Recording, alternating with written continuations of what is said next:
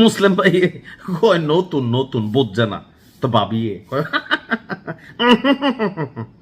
এটা কোনটা কয় আবার নতুন না আবার ফুরান যেই ফতান ফতাই তো আওয়ামী লীগের সময়। তো তারা কিন্তু আসলে তেমন কিছু করছে না, শুধু নূর উডারে আর্মি একবার ধরছিল, না জানি পুলিশে ধরছিল। যাই হোক, জামাত ইসলাম একটা অমানুষের দল। ভাই আজকের দিনে কতটুকু গণতান্ত্রিক বাংলাদেশ হলে এই কথা বলা যায়? তাও কে বলছেন? রাশেদ খান। আর নামের আগে পিছিয়ে কিছু নাই, তবে অনেকে বিকাশ রাশেদ বলেন।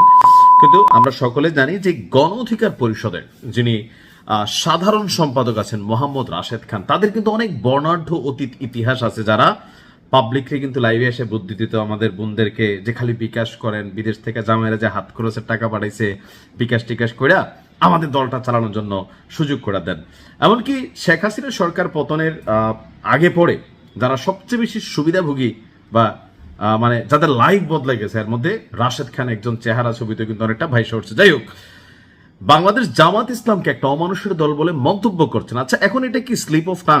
জামাতের তারা চাইলে শেয়ার করতে পারেন ভিডিওটা, কেন আসলে তিনি এই কথা বললেন? এটা কি আওয়ামী লীগকে খুশি করার জন্য, শেখ হাসিনাকে খুশি করার জন্য, নাকি অন্য কোনো কারণে? তিনি ফেসবুক পোস্টে বলছেন, আমি গতকাল ঠিকই বলছিলাম জামাত ইসলাম একটা অমানুষের দল।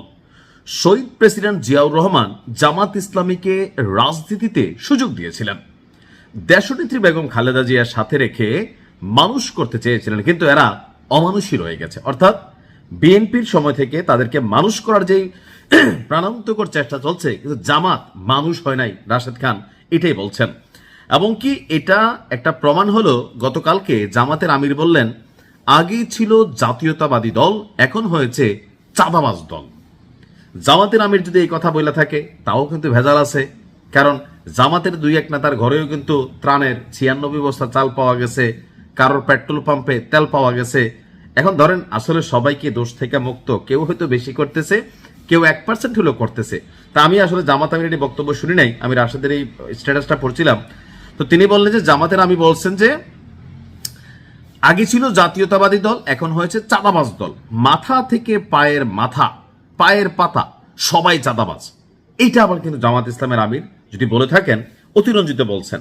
মাথা থেকে পাতা এটা আসলে কখনোই হয় না। একটা দলের মধ্যে 2-4টা সুবিধাভোগী বিচি নেতা থাকে যারা রাজনীতি করে ধান্দা করার উদ্দেশ্যে, আর রাজনীতির জন্য রাজনীতি, রাষ্ট্রের জন্য রাজনীতি, দেশের জন্য রাজনীতি করা লোকদের সংখ্যা কম হলেও একবারে কিন্তু গণহারে নাই তা বলা যাবে না। তো এই কারণেই রাশেদ খান খেপছে। তার বক্তব্য হচ্ছে যে সাদা দাড়ি রেখে আর মাথায় টুপি দিয়ে যারা মিথ্যা বলে, আমি তাদেরকে মানুষ নয় অমানুষই মনে করি। ঘুরে ফিরে সেই শেখ হাসিনার যেই, তাহলে তো জামাতকে যে শেখ হাসিনা নিষিদ্ধ করলো, রাশেদ খান কি সেটারও পক্ষে, মানে আই ডোন্ট নো। তারপর বলছেন যে এই দলটার আগা থেকে গোড়া অমানুষে ভরা, অর্থাৎ জামাত ইসলামের সবগুলাই অমানুষ।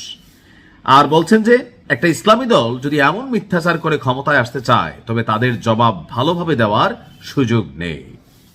জামাতের আমিরের যে বক্তব্যটা রাশেদ খান তিনি আপনার মেনশন করছেন, যদি এটি হয়, তিনি যদি এমন বক্তব্য দিয়ে থাকেন, তিনিও কিন্তু ভুল বলেছেন, অন্যায় করেছেন, এটা ওনারা কিন্তু অন্যায় হয়েছে। যার কারণে রাশেদ খান এখন বিএনপিকে সমর্থন করে বা বিএনপির লতাপাতা হিসাবে তারা সাপোর্ট নিয়ে মিনিমাম লেভেলে খাইয়া পইরা বা দলটার সাপোর্টিং করে তো বাইচা আছে।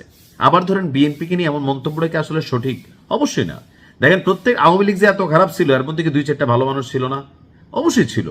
বিএনপির মধ্যে সব কি চাঁদাবাজ? প্রশ্নই আসে না। জামাতের আবার সব কি ভালো? তাও প্রশ্ন আসে না। অর্থাৎ একটা দলের মধ্যে নানান মানুষ থাকবে, পজিটিভ নেগেটিভ। এখন আপনি গণহারে বললে এটা যে কোনো কারোরই গায়ে লাগবে।